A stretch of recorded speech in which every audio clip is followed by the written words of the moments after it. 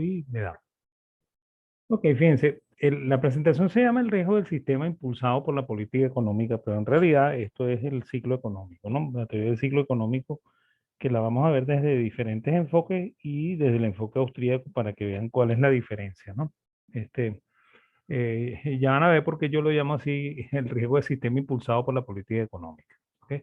Fíjense, esto primero es el desempeño del Producto Interno Bruto norteamericano, que es lo que normalmente se asocia con el ciclo económico.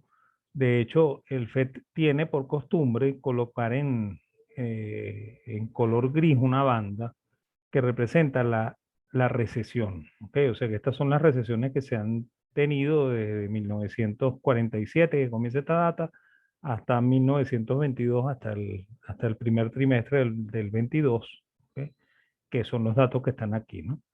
Entonces, fíjense que primero que no hay regularidad, ¿no? O sea que hay instantes en los cuales el periodo de crecimiento es mucho más largo y hay instantes en los cuales el periodo de crecimiento es mucho más corto, ¿no? ¿Okay? El, por ejemplo, es muy largo entre 60 y 70, es muy largo entre 91 y 2002, ¿ok? Y es muy corto el periodo, por ejemplo, del 81 al 82, ¿ok? Esa es la famosa época de la estanflación norteamericana, ¿no? ¿Okay? Esos años 80, ¿no? Ok, y bueno, y ahí podemos ver que en realidad el ciclo no es como nos los pintan en los libros de macro, que no es un sinusoide. Yo voy a usar el sinusoide para explicar algunas cosas, pero no es un sinusoide. Pues, o sea, la actividad regresa a niveles un poquito por debajo del último pico, ¿ok? A veces un poquito más, a veces un poquito menos, ¿ok?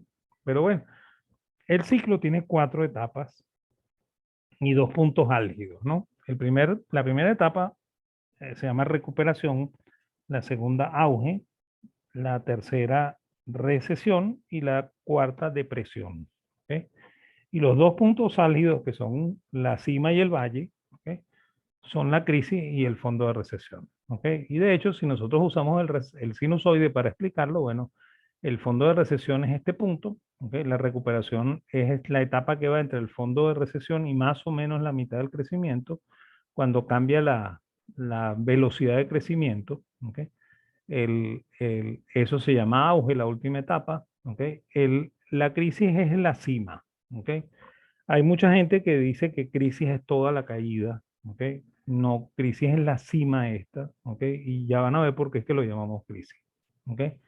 Y bueno, sigue la crisis, la recesión, que igual es el primer momento en que comienza a caer, y luego la depresión cuando definitivamente las variables económicas se estabilizan, ¿okay? Y volvemos a un nuevo equilibrio donde se debería volver a arrancar el crecimiento, ¿no? Lo primero que uno tiende a preguntarse es de verdad que la economía se comporta de una manera cíclica y hoy más o menos lo entendemos, ¿no? Pero en etapas anteriores no lo veíamos, ¿no? O sea, no hay, este, por ejemplo, comentarios al respecto de Adam Smith, ¿ok? O de David Ricardo o de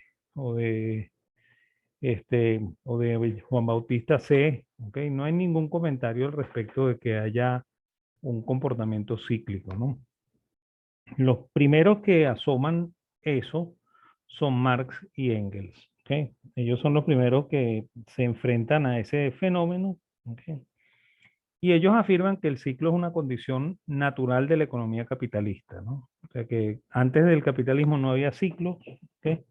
Que el capitalismo nace, o sea que los ciclos nacen con la llegada del capitalismo, ¿no? Eso es lo que fundamentalmente creen Marx y Engels, y incluso ellos le dan nombre al crack bursátil, ¿no? O sea, Engels le da el nombre al crack bursátil, que todavía se utiliza ese nombre crack, ¿ok?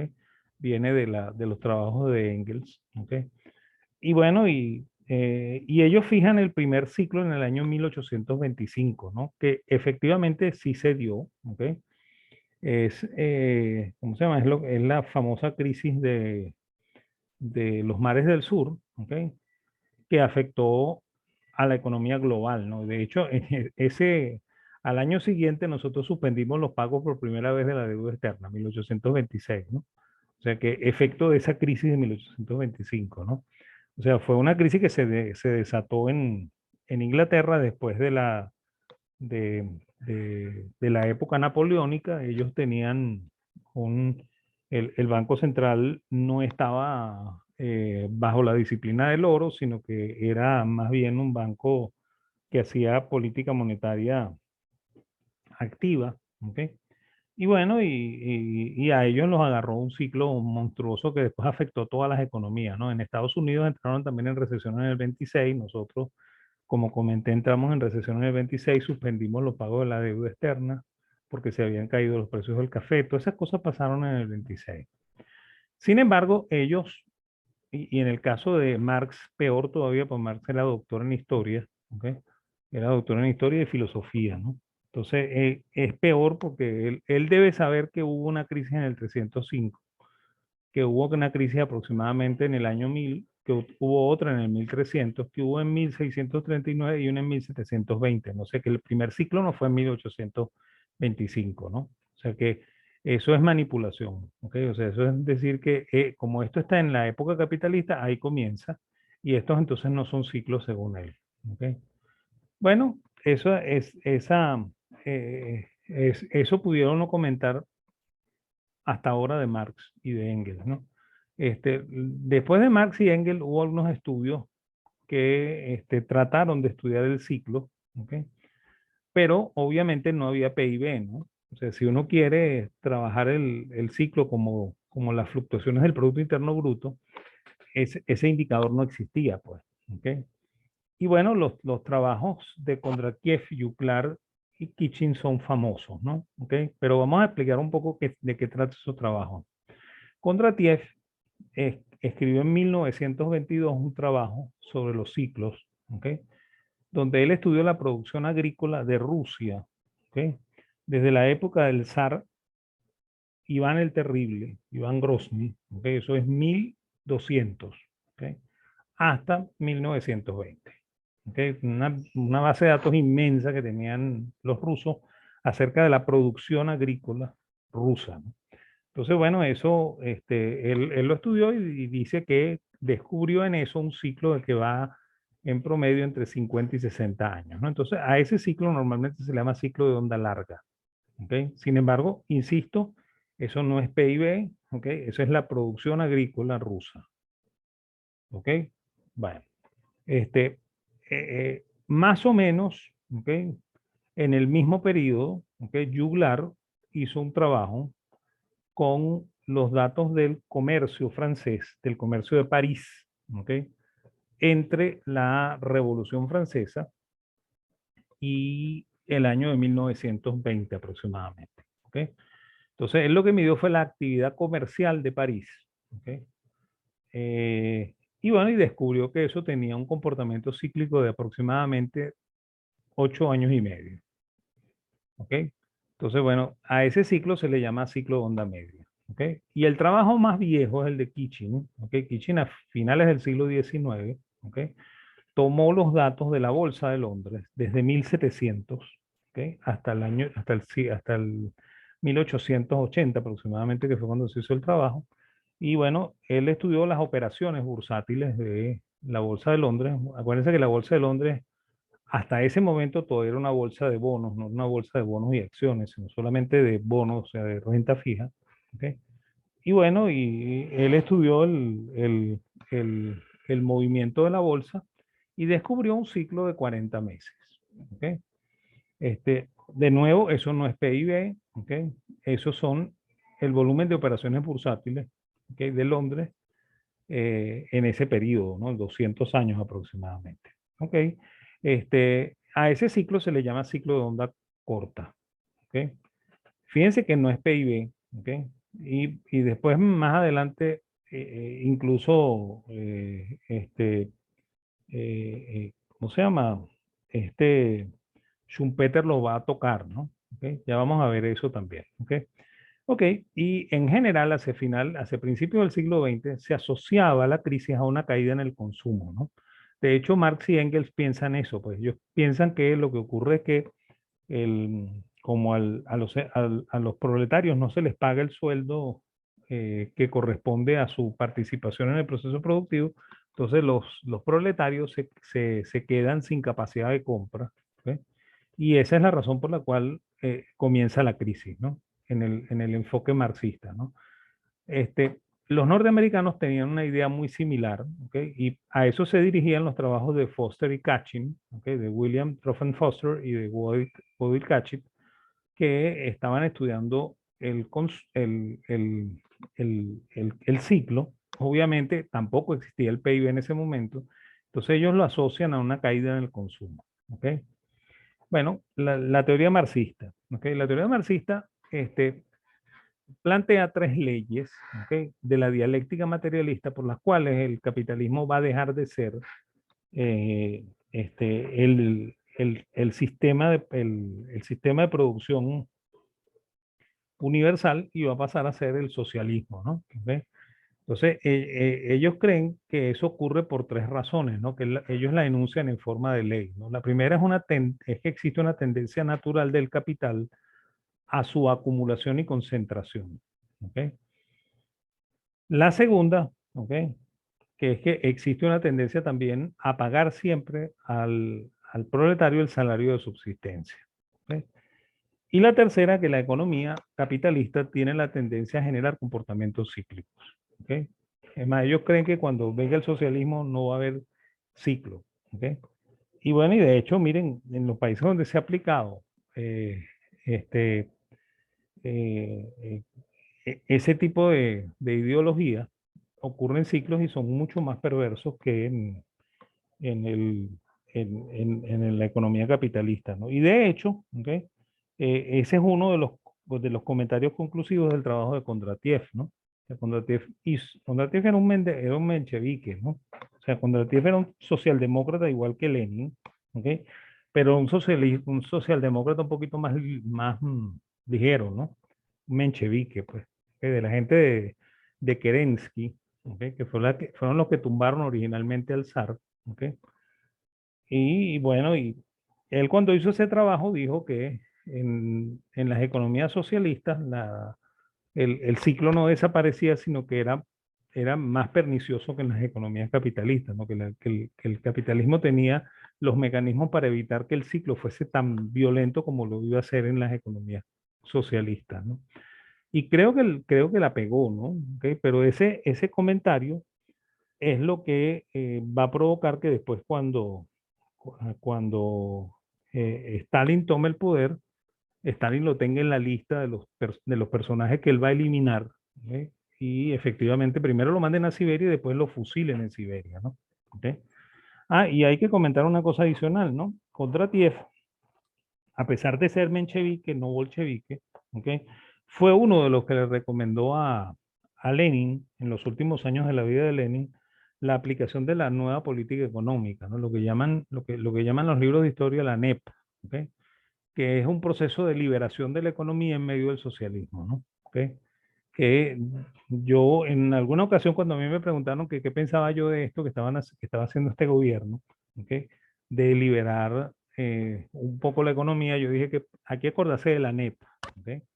Y que a la NEP le siguió después el gobierno stalinista, que fue un gobierno férreamente opresor y violador de los derechos humanos, ¿no?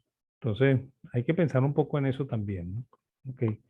Entonces, bueno, el, este, esas son las tres leyes de las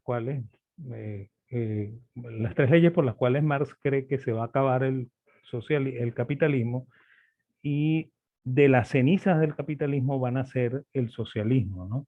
¿Por qué? Bueno, miren, la explicación hay que hacerla primero desde la segunda ley, ¿no? O sea, como el empresario tiene la tendencia a pagarle al asalariado menos de lo que él produce, entonces siempre se va a formar una plusvalía, ¿no?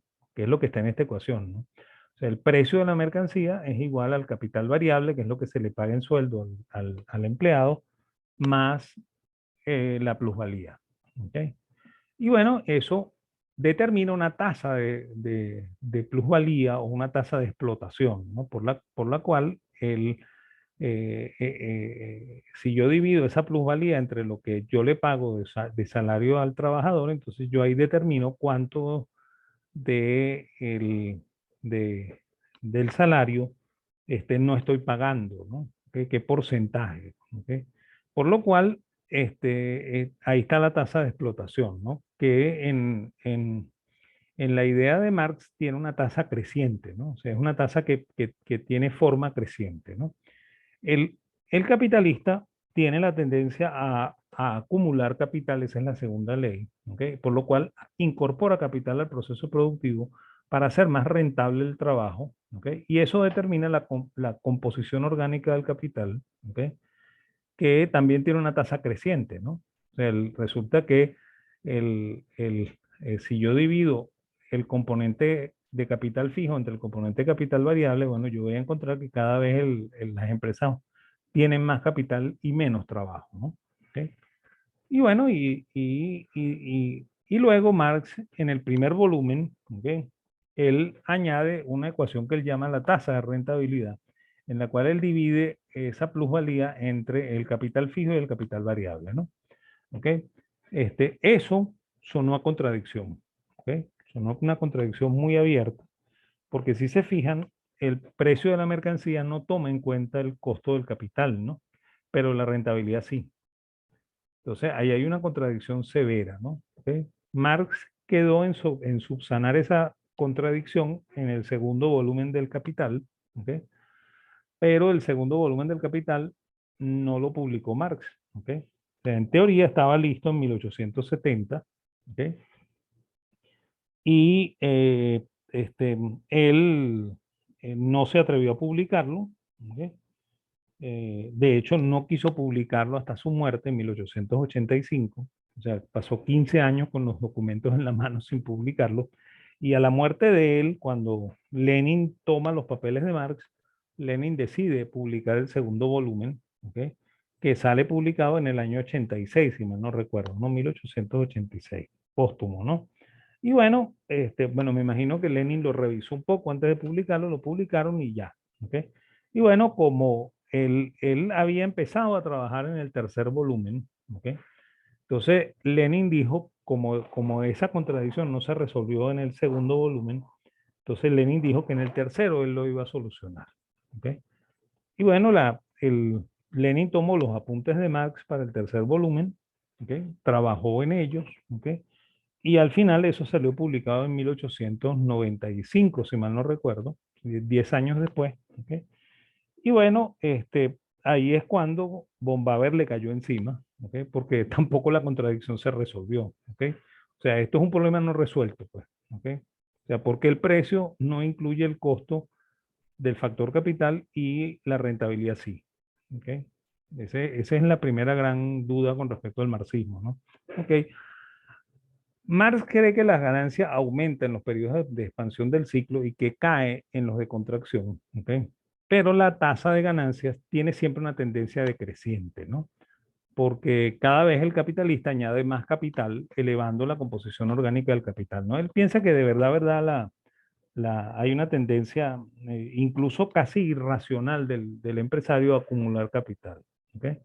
Y esa es la razón por la cual la tasa de la plusvalía tiende a elevarse, ¿ok? Mientras que la tasa ¿cómo se llama? De composición orgánica del capital, ¿ok? Este, mientras empuja la tasa de la composición orgánica del capital y hace que se caiga la tasa de rentabilidad, ¿ok? Y esa es la razón por la cual todos los marxistas dicen que hay una tendencia natural a la caída en la tasa de rentabilidad e incluso Piketty usa datos manipulados para demostrar que eso es verdad. ¿Okay? O sea que no, siempre hablan de esa misma tendencia de la tasa a caer, ¿no? Ojo que esa tendencia la expone por primera vez Smith en La riqueza de las naciones, pero Smith no da pruebas, ¿no? ¿Okay? Sin embargo, eso forma parte del pensamiento marxista, pues. ¿Okay? Bueno, el conflicto de estos factores se abre paso periódicamente en forma de crisis debido a que la expansión de la plusvalía tiende a disminuir, ¿ok? porque el empresario a veces se ve obligado a pagar mayores niveles de salario. ¿Ok? Las condiciones de crecimiento capitalista se restablecen mediante la destrucción del capital que tiene lugar en la crisis. ¿Ok? Y eso permite que los capitalistas sobrevivientes puedan adquirir capital a precios muy bajos en la etapa recesiva, ¿no? ¿Ok? Y eso es lo que ratifica, según Marx, la primera ley, ¿no? ¿Ok? O sea, por esas razones por las que el capitalista sobreviviente siempre va a ser el tipo que va a comprar el capital eh, que queda a disposición, ¿ok? Por la quiebra del capitalista que sale del proceso productivo y pasa a ser parte del ejército industrial de reserva, ¿no? Y bueno, luego de la crisis, el desempleo masivo provoca una baja de salarios masiva también, ¿ok? Lo cual ratifica la segunda ley de, ¿cómo se llama?, del materialismo histórico. Y la recesión termina cuando la misma destrucción del capital, ¿ok?, provocada por ella, conduce al alza general de la tasa de ganancia y la economía se reactiva, ¿ok? La paralización de la producción prepara su ampliación posterior, ¿ok?, de la misma forma que el crecimiento prepara la crisis. Y así se reanuda el ciclo. O sea, así es como lo ven los marxistas, ¿no? ¿Okay? Ojo que aquí yo estoy diciendo que la tasa de ganancia se recupera, ¿no? Pero se recupera al inicio del ciclo, ¿okay? Después vuelve a retomar su tendencia decreciente de acuerdo al pensamiento marxista, ¿no? Yo lo que no entiendo es por qué no se hace cero, ¿ok? Esa es una de las grandes cosas que tengo yo en duda, ¿no? Ok, este, la otra teoría es la de Schumpeter, ¿no? Ah, bueno, espérense, antes de meterme de nuevo antes de meterme en Schumpeter, ¿no? Este, estas tres leyes están totalmente equivocadas, ¿ok? O sea, por supuesto, la ley de que la economía capitalista es la que tiene tendencia al ciclo, nos dimos cuenta cuando yo les mostré que existen varios incidentes de ciclo previos a la época capitalista, ¿no? A menos de que desde Roma existe el capitalismo, ¿no? ¿Ok? O sea que no es cierto que sea un fenómeno exclusivo de la economía capitalista, ¿ok? Este, tampoco es cierto la segunda ley, ¿ok? O sea, eso es cierto en países subdesarrollados como nosotros y países socialistas como nosotros, ¿ok? O sea, en países desarrollados los sueldos pagan más que el salario de subsistencia. ¿Okay? Y de hecho, esa es la razón por la cual la gente de los países subdesarrollados y de los países socialistas se quiere ir a los países capitalistas. Pues, ¿okay? Es más, todos los venezolanos que piensan un poquito, ¿okay?, terminan diciendo, aquí lo que hay que hacer es irse. ¿Okay? Un poco lo que dijo el Libertador en los últimos años de su vida, ¿no? De América lo único la única decisión que puede ser tomada es la emigración, ¿okay?, dice él, ¿no? Después que él destruyó todo el sistema, ¿no? ¿Okay? Ok, y bueno, y tampoco existe una tendencia natural del capital a la acumulación. El capitalista no es un irracional, ¿okay?, que acumula por acumular, ¿okay? Y tampoco hay una tendencia a la concentración, porque si no, entonces existirían monopolios siempre, ¿no? ¿Okay? Y los monopolios son casos más bien aislados, ¿okay? Y más bien lo que se demuestra históricamente es que la tendencia es a que haya muchísima más competencia, ¿okay?, más que acumulación y concentración del capital, ¿okay? Entonces, bueno, ya con eso está bueno meterse ya con Marx, ¿okay? El siguiente trabajo es el de Schumpeter, ¿ok? Schumpeter tiene dos trabajos en realidad de ciclo, ¿no? El primero es en la teoría del desenvolvimiento económico de 1911, ¿ok?, que es un trabajo escrito en alemán, ¿ok? Y la segunda es cuando él desarrolla un segundo libro que se llama Business Cycles, ¿ok?, que sale, si mal no recuerdo, en 1940, ¿no? ¿Ok? Ahí él ratifica un poco el pensamiento de la teoría del desenvolvimiento económico, ¿okay? Él se basa en la teoría de la destrucción creativa, ¿okay? Schumpeter era alumno de von Baber, ¿no? El mismo que le echó pestes a Marx, ¿okay? Pero, pero bueno, Schumpeter eh, ya para 1911 estaba pensando de una manera un poquito más historicista, ¿okay?, más pegada a las ideas de Sombart, ¿okay?, que era el profesor de la Universidad de Berlín y el heredero de la escuela histórica alemana, que es la escuela rival de la escuela austríaca, pues, ¿okay? Entonces, la concepción que tiene Schumpeter del empresario es una concepción historicista. ¿Ok? Schumpeter cree que el empresario es un tipo que impone su voluntad en el mercado. ¿Ok? Y esa es la idea sombartiana, pues. ¿Ok? Es más, Sombart tenía hasta una idea racista del empresario, ¿no? Es más, él creía que el empresario era igual que Marx, decía que el empresario era un judío, ¿ok? Que imponía su voluntad en el mercado, ¿no? Así como Marx decía, el empresario no es más que un judío circuncidado en lo más profundo de su ser, ¿ok? Eso lo dijo Marx, ¿ok? El Sombart cree que también es un judío, pues. Y bueno, y no es muy extraño, ¿no? Porque Sombart en los principios de su vida fue marxista, ¿ok? Luego, cuando él estudia con Sombart, él migra hacia el historicismo, ¿ok? Pero en su tiempo, ¿ok? Engels lo elogiaba diciendo que era el profesor alemán que más conocía del análisis marxista, ¿no? ¿Ok? Y de hecho, mucho de lo que existe escrito sobre el capitalismo, bueno, no existe escrito, sino lo que es más popular de lo que está escrito en el sobre el capitalismo, tiene la influencia de Sombart y de Marx. ¿Ok? La concepción anticapitalista que tenemos en Occidente, ¿ok? Está basada en los estudios que Sombart y Marx hicieron. ¿Ok? Ok, y la idea de la destrucción creativa también es sombartiana, ¿no? ¿Ok? Es más, esa idea, ¿ok? Es lo que hace que Schumpeter diga que lo que desata el ciclo es la innovación. ¿Ok? Es más, de hecho, él mezcla un montón de cosas aquí. ¿Ok? O sea, aquí hay un poco de Walras, ¿ok? Un poco de Sombart, un poco de Kondratiev, un poco de Juglar y un poco de Kitching. ¿Ok? Porque para Schumpeter, ¿ok? Y voy a regresarme acá, ¿ok? La innovación, ¿ok? Perdón, la, déjenme buscar el lapicito para marcar aquí, ¿ok? La innovación, ¿ok? Se desata aquí,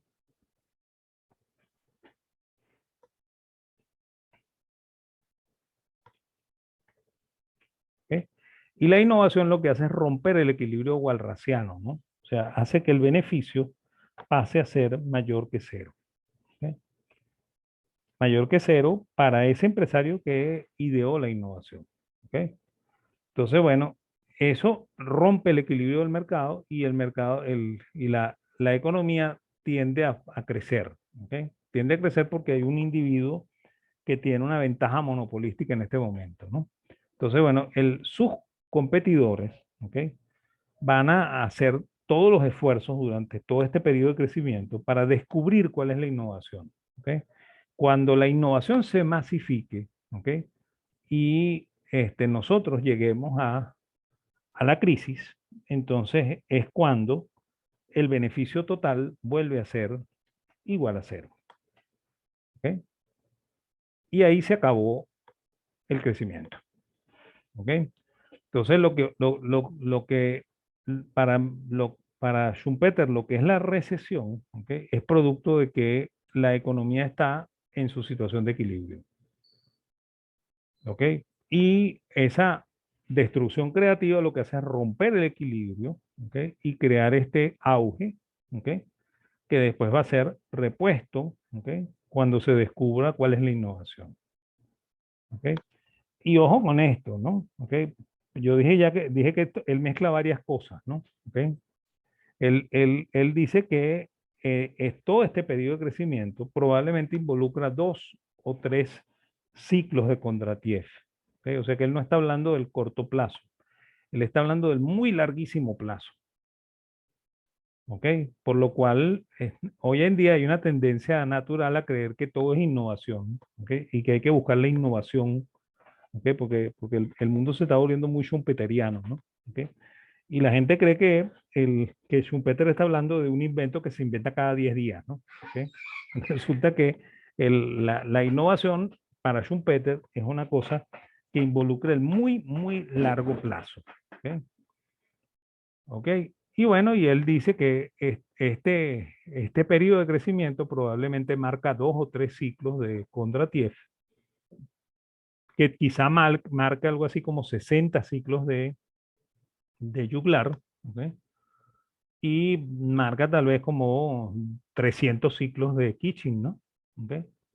Es más, él mismo lo dice, aquí se van a presentar varios ciclos de Kondratiev, muchísimos más ciclos de, de